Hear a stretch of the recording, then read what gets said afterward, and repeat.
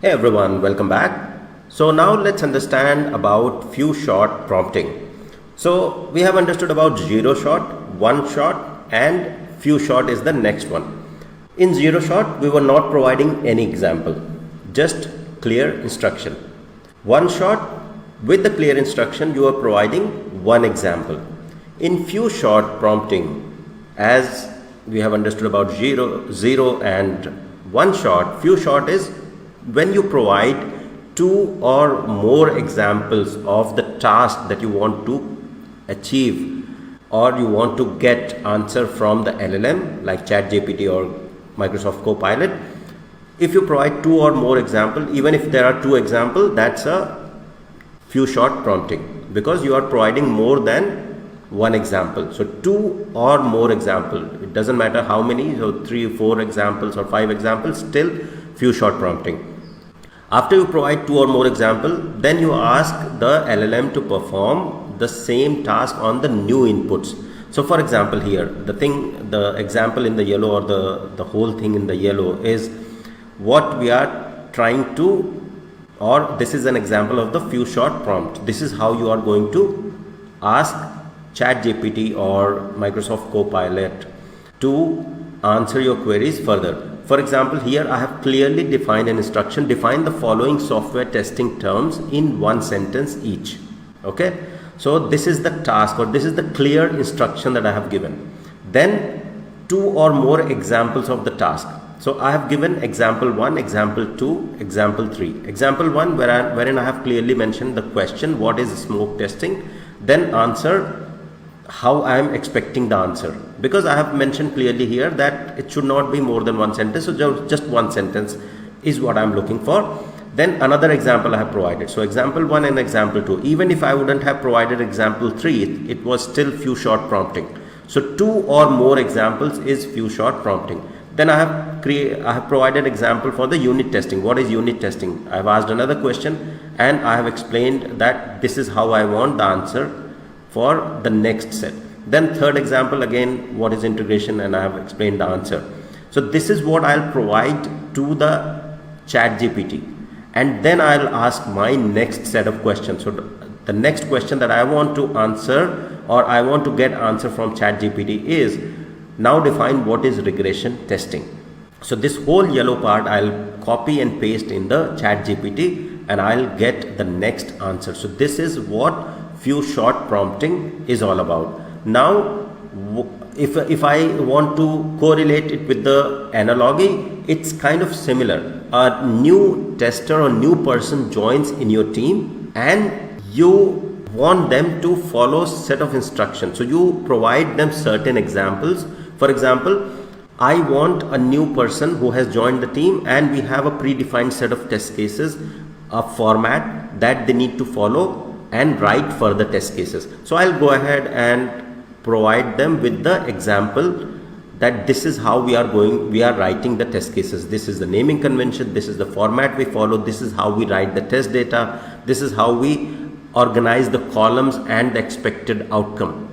So then if you provide them 2 or 3 examples, then they'll go ahead and follow the same examples and write further test cases. So that is similar analogy or similar context that you are providing to the large language models as well. You are providing them the clear example instructions that this is how you are looking for answer. Okay. Now if we go back ahead and see why exactly this few shot prompting is useful. Again, if there is limited test data or limited training data for the LLM within your organization, then providing the example makes the LLM models to understand how you are expecting the answers and will give you better answers. Okay, now let's go ahead and get this prompt and I'll show you how it will respond or how ChatGPT will respond to this prompt, which is few shot prompt. So let me paste that whole few shot prompt here. So I have provided the instruction here. Okay, define the following software testing in one sentence each, provided 3 examples here, and then I'm asking now define or now explain what is regression testing.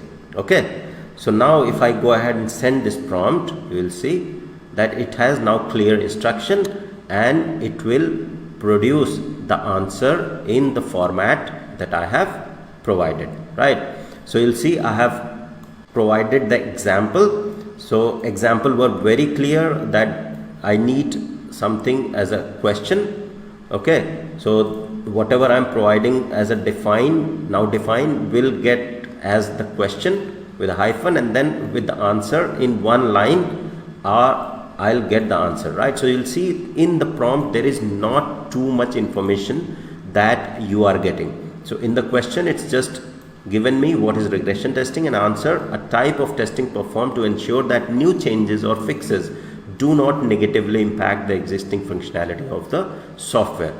Pretty crisp output, and that is why you need to learn the prompting technique so that you do not waste the tokens. And I'll explain the token, how these things are calculated, because eventually when you are using these large language models and you are using the paid model, you are utilizing the token, you are paying for these texts that you are sending. So anything that you are sending here is the token, it costs money, and the number of the number of words that you are sending is counted, and I'll explain you how that counting happens.